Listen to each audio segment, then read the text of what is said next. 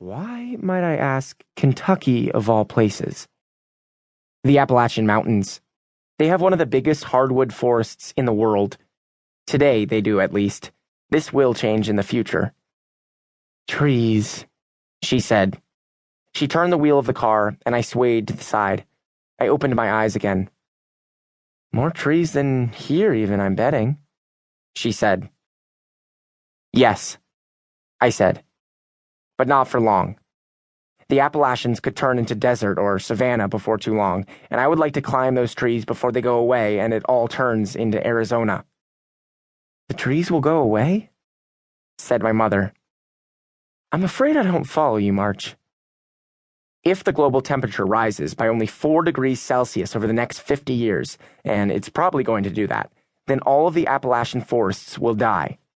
Already, the elms and the chestnuts are gone, and the hemlocks and the flowering dogwoods. And I didn't get a chance to climb them yet. Before we know it, the forest will just go away and die off. The car turned back the other direction, and I swayed back toward my mother. I know what it is like to be a tree, pushed back and forth in the wind. Oh, March, said my mother. I'm sure there will be more trees to climb. It's pretty much impossible for a whole forest to die like that. You'll have years and years to climb trees.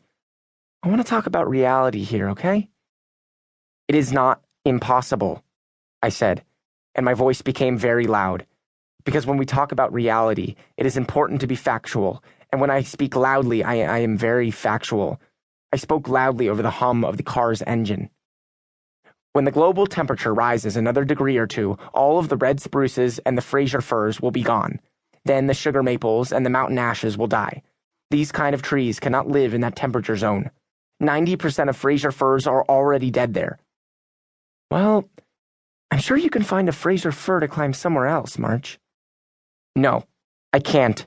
Fraser firs are unique to the Great Smoky Mountains. I have never climbed one, and they are dying from acid rain and the balsam woolly aduljud.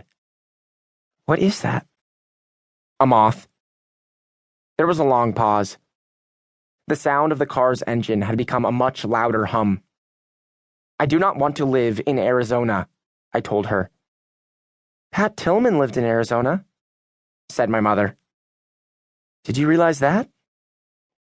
When she said that, I knew she wanted me to think good things about Arizona because of that fact.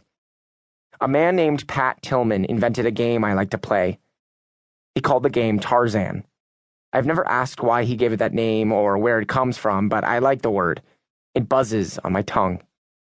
Pat Tillman's Tarzan game requires very fast tree transfers on a steep hillside. If you are good at the game, you are transferring between trees that have no limbs touching, so you are jumping from one tree to another. The first time I tried it, I fell immediately to the ground. I was not very coordinated then. I think I broke my toe when I fell, but I did not tell anyone about that first fall because I did not want my mother to tell me I could not play Tarzan.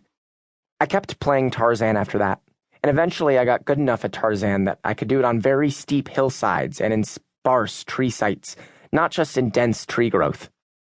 For me, it takes a lot of planning.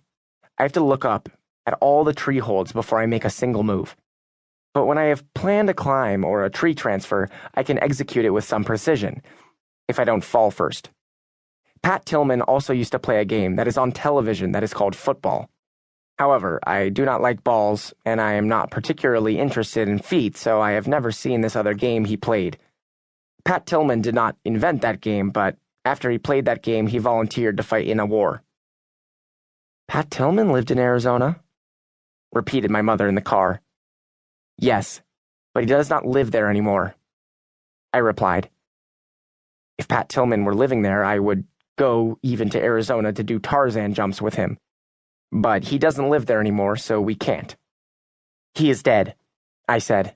He died in the war. Then the car stopped by the blue mailbox, and I recognized that we had arrived at our new house.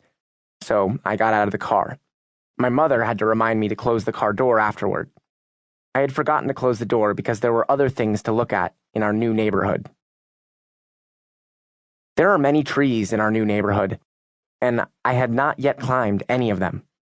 The first night I was in the house, I attempted to climb the big leaf maple in our backyard, but I was unsuccessful.